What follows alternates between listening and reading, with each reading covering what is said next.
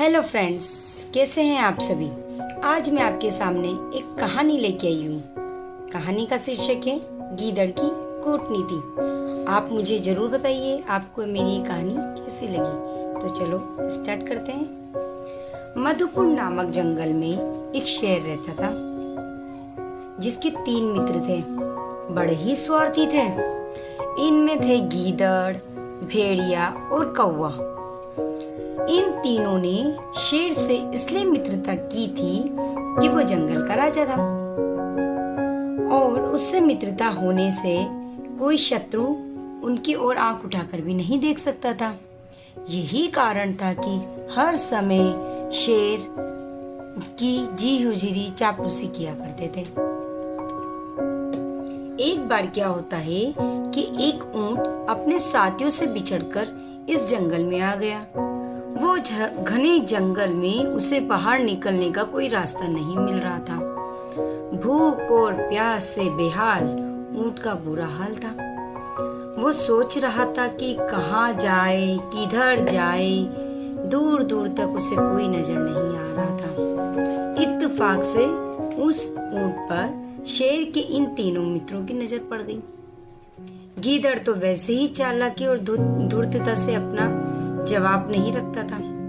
उसने इस अजनबी मोटे ताजे ऊंट को जंगल में अकेला भटकते देख तो उसके मुंह में पानी आ गया। उसने भेड़िए और कौवे से कहा, दोस्तों, यदि शेर इस ऊंट को मार दे तो हम कई दिन तक आनंद में बैठकर अपना पेट भर सकते हैं। कितने दिन आराम से काट सकते हैं।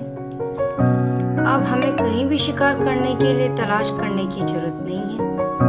भेड़िया और कौवे ने मिलकर गीदड़ की हाँ में हाँ मिलाई और उसकी बुद्धि की प्रशंसा की।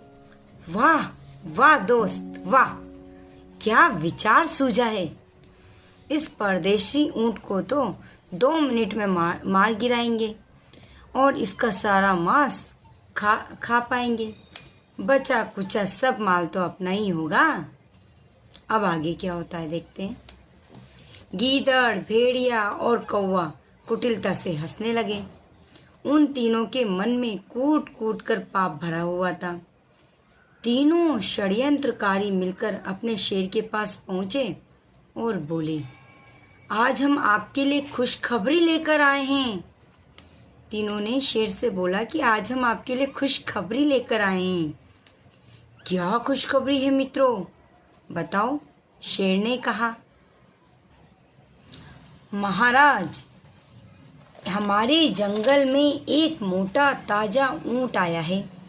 शायद ही कहीं बिछुड़ गया है, अपने साथियों से भटकता फिर रहा है। यदि आप शिकार कर लें तो आनंद आ जाएगा। आह, क्या मांस है उसके शरीर पर। मांस से भरा पड़ा है उसका शरीर। देखा जाए तो अपने जंगल में मांस से भरे शरीर वाले जानवर है ही कहाँ।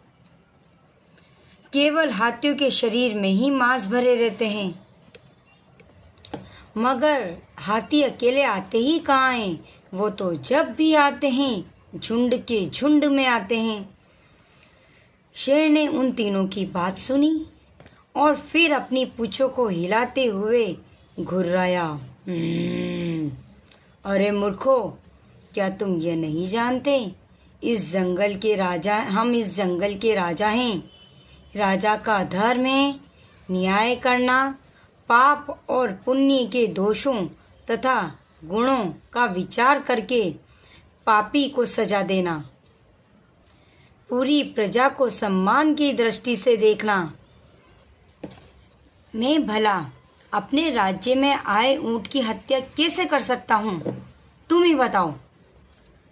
घर आए किसी मेहमान की हत्या करना पाप है, इसलिए तुम जाकर इस मेहमान का सम्मान के साथ हमारे पास लेके आओ। शेर की बात सुनकर तीनों को दुख हुआ। उन तीनों ने भविष्य के कितने सपने देखे थे, खाने का कहीं प्रबंध किया, ऊंट का मांस, आहा हा हा, सब कुछ शेर ने चौपट कर दिया। कैसा मित्र था जो पाप पुण्य के चक्कर में पड़ गया और अपना स्वभाव ही भूल गया। वे मजबूर थे क्योंकि उन्हें पता था शेर राजा है और उससे दोस्ती छोड़ते ही कोई हमें पूछेगा भी नहीं, मरता क्या ना करता वाली बात थी। दोस्तों, आगे की स्टोरी में आगे वाले पार्ट 2 में सुनाऊंगी। तब तक के लिए बाय बाय, और आप मेरे चैनल को लाइक शेयर एंड सब्सक्राइब ज़रूर कीजिए।